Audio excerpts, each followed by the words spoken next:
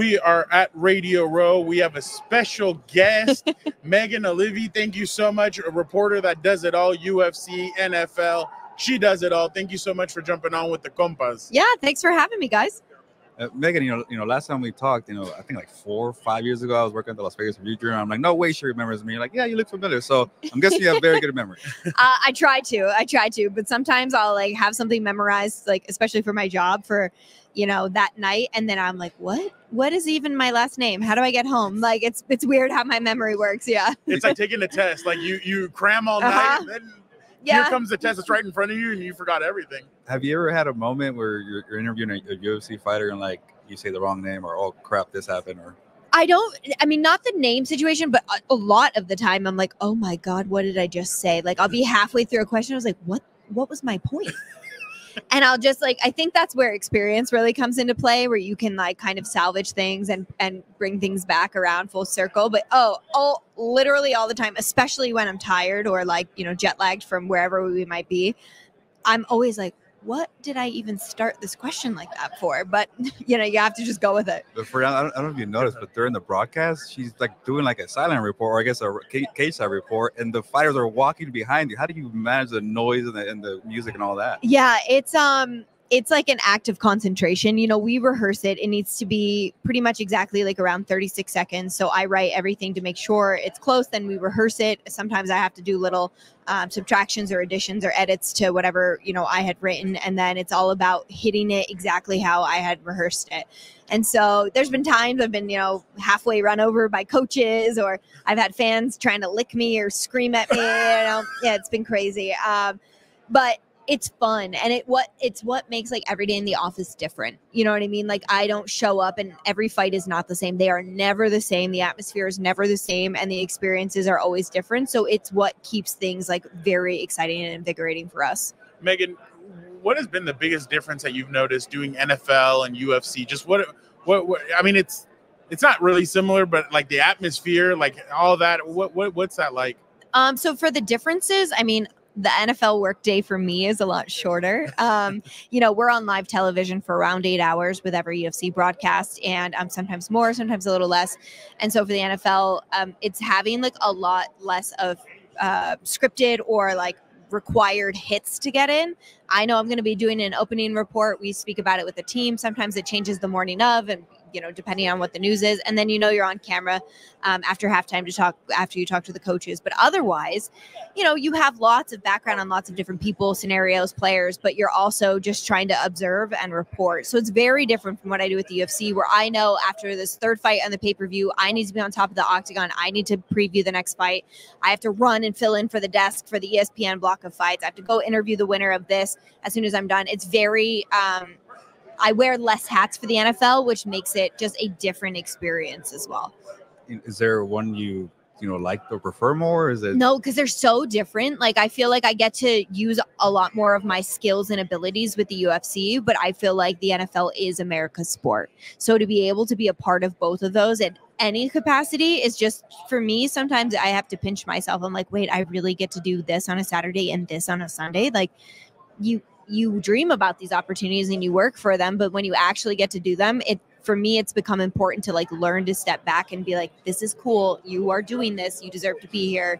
Be excited, because otherwise I'm like, don't mess up. That's the only way my brain thinks. Megan, for young viewers that are watching and hopefully want to be in your position, you went down to San Diego. You were in San Diego for a while doing Padres coverage and all that. Just what did you take away from your time down there in San Diego? I think you have to, learn what's right for you and what's not, and do the work and, figure out where you fit. Some tremendous talent has come through that organization, through the Padres organization. Laura Rutledge, who you guys see in the NFL coverage. Laura and I were colleagues there. Kelly Kroll, who works for the Atlanta Braves. She was with the Cubs for a long time. There's a lot of great talent that comes from there, but it's also about figuring out like where can you best bring things to a team? Where can you benefit the whole? And I think that's what I learned there, of how I fit, where my abilities are best utilized as well. it's pretty cool. You kind of done a little bit of everything. Yeah. Fernando mentioned being in San Diego, but Las Vegas is your home, I'm assuming now. Yes. And seeing the Super Bowl here, Allegiant Stadium, and everybody here in your hometown, you've been here for a long time. Is it kind of surreal? It's like for a long time, Vegas is bad. We don't want to talk to them, the NFL being, but they're here now. They're here and they're here to stay. And I think it's been really cool to hear not just the media talk about Las Vegas, but to hear a lot of the players talk about how great it is, and they hope that the Super Bowl comes back here quickly. I've lived here for 13 years, minus a few months where I was in San Diego, and this is a great city. This is a city that has so much to offer, especially a massive event like the Super Bowl, where we've got these millions of luxury hotel rooms. We've got incredible convention space that is walking distance from the stadium. The stadium is on another level. And so to be able to see that, plus world-class restaurants, shopping, shows, nature, things to do outside of the Strip. I mean, to see it all be embraced in the way that we've always known it should be is really great. And I think that it's going to also change a lot of people's minds about what a Las Vegas experience could and should be. Megan, Fernando's a big WWE fan, and I told him here, and when Las Vegas hosts a Super Bowl, you're gonna see a boxing card, a UFC card, a WWE event, AEW, whatever it is. It's a combat sports. There you go, capital of the world. Yeah. Just seeing all that come together with football, I'm sure it's pretty cool for you. Yeah, we've got a fight on Saturday. Yep. I know you're a WWE guy, but UFC has a fight on Saturday, which I'll be working, and so it's really cool to have like those type of events tied in, because as you guys know, like George Kittle loves WWE, Christian McCaffrey loves the UFC. There's just so many athletes that kind of play into other things, whether they're competing in the Super Bowl or they're in the league in general. And so that's really fun too, to kind of see the appreciation for the other events that are going on by the athletes who are competing on the world's biggest stage. Yeah, no, Max Crosby's a huge UFC guy. Huge. Yeah. You know what I told him? This is the reason why I also love WWE. Not just like when you talk about like John Cena and The Rock, like they can actually face each other. It's not like Mahomes and Joe Montana can't go at it or stuff like that. So that's what I liked. I also like that, like you said, George Kittle, athletes, actors, they can jump into it. But when you talk about your journey, can you talk about some of the places that the UFC is taking you? I mean, you've probably been able to travel to places that maybe you thought you'd never go to and stuff that. Can you talk a little bit about that I mean, what a blessing it has been. And I have to tell you, to not just be able to travel the world, but for the most part, do it with my husband, watch him compete on the world stage as well. I mean, those are things that you can't even write it up better. We have been to Australia, Japan, Brazil, Abu Dhabi, all those places together. Singapore. I've watched him fight in those countries. And then I've been able to go to all different parts of Latin America, to all different parts of Asia, I was in Sweden. Like when did I think I was going to Sweden? You know what I mean? But I'm like, I love it here. So it's so cool. And that's what's great about the UFC is the global aspect of it. Like they might not be speaking our language. Oh, there goes Carrot Top. They might not be speaking I used to see him at the same gym. But yeah, so that's what's really cool about the UFC is it's global, and whether we all speak the same language or not, everyone pretty much understands what's going on in that octagon, and they just have such a passion worldwide for the sport and the athletes that it's been really beautiful. And to be embraced in countries where I can't even read the signs, you know what I mean? Like, and to just have people waiting in Japan to give us gifts, like, what is my life? And to be able to share those things with Joseph is unbelievable and something I will never take for granted. When you had to, my bad, real quick. When you had to watch him fight, was it a little, how tough was it for you? Oh, it was awful. It was like the worst. So when we first started dating, I was like in the front row cheering. I mean, when we first started dating, no one knew we were dating. Okay. So we kind of hid it for a little while, but then she's over here. No, like, yeah. And then like we told the Fertitas and it was great. And then like I would be in the front row cheering for him. And then slowly I just started getting more and more nervous. And Joe was one of the best fighters in the world for like 15 years. So there was nothing to really be nervous about. I just was. And what started to bother me is people were watching me watch him.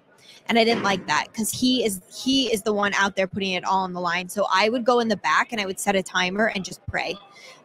So I actually usually had time off, but sometimes, like for instance, he was fighting in Brooklyn on our first ESPN card, and I was interviewing Cowboy, I think, and I heard everybody cheer, and I just looked at everyone around, and they went, yeah, thumbs up. They were giving me the thumbs up. And I was like, okay, Joe's doing good. That's a cheer for Joe.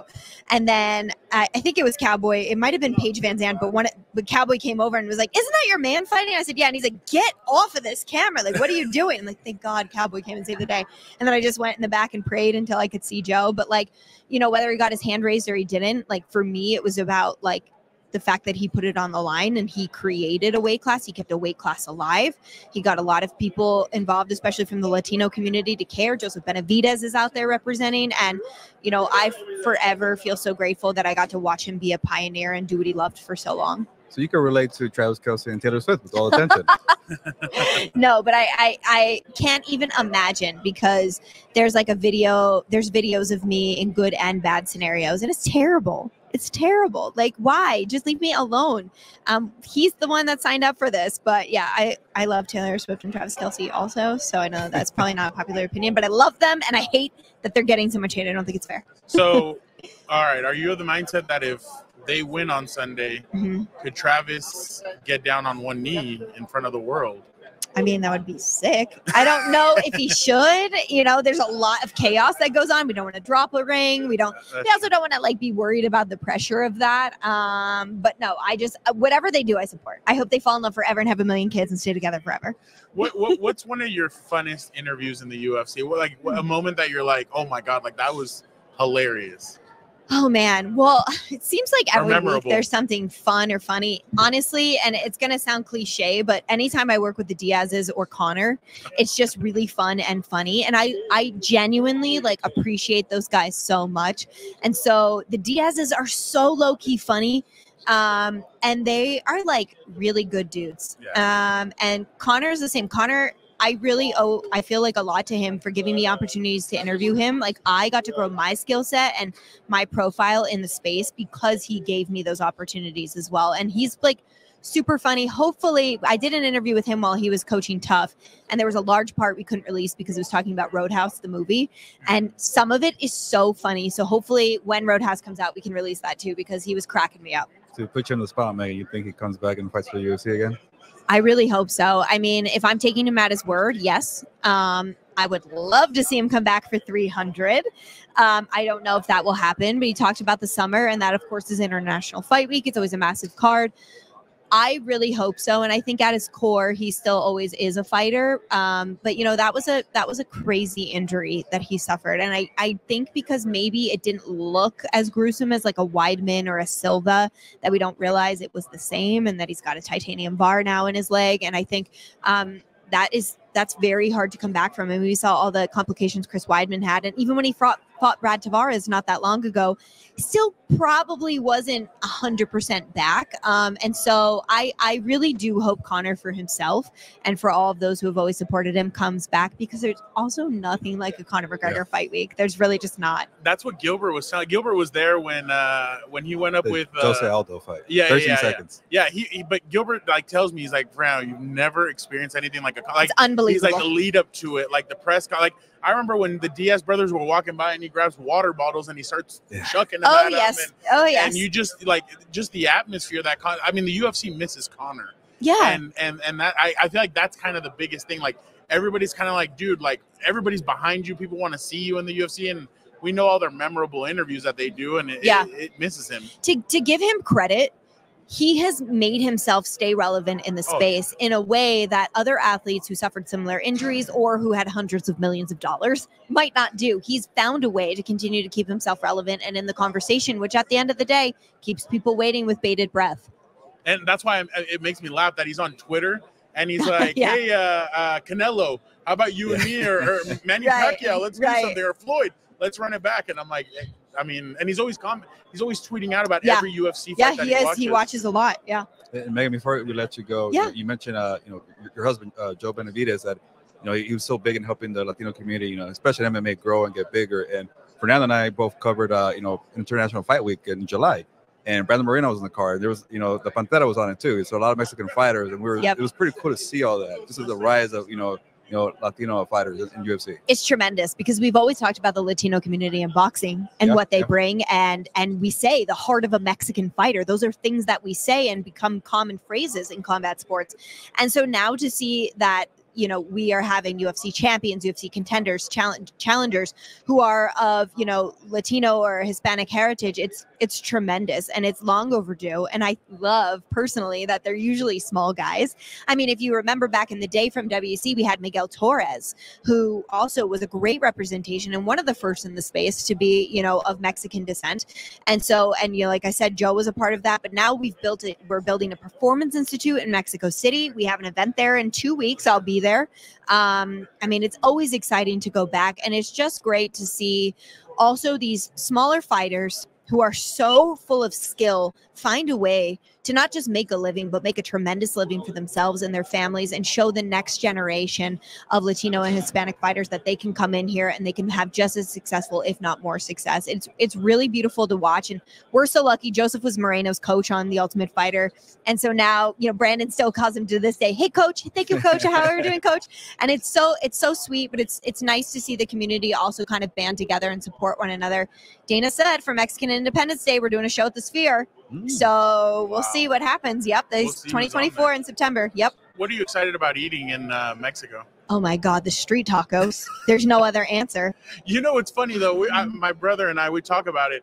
We're here in the United States and we see street vendors and we're like, but then you go down to Mexico. It's so weird, right? Exactly. And you're like, oh yeah, this is the place, not the restaurant. Right. The street tacos are the delicious with pineapple part. pina, right? Oh, I gotta put the pineapple on. Yeah. No, that's my jam. Mexico City, we literally like didn't do anything except walk around our neighborhood and try everybody's tacos every single night. Like that was the UFC after party. That should be on social media. Like, here, come on your social media. Taco tour. Yeah, exactly. Like, can you imagine? Like, people love that stuff. But Gilbert, you got You know what? Last thing, I already put you on the spot about Conor McGregor. One more thing. Sure. Who's winning the Super Bowl? Oh God, I can't give a prediction, but I hope it's a really good game. I think it's going to be a close game, and I truly hope for both teams, because they're filled with not just such immense talent, but like really good people both on the field and in the offices as well. To be able to see them, even if they don't end up winning, to have a close competitive game where everyone plays well. For me, as somebody who cares so much about individual athletes, their story and how they're lifted up and how those rough moments also affect them, I just hope that everyone plays their very best game. That's all you can hope for. Megan, thank you so much for jumping on with us. We appreciate you. Appreciate it.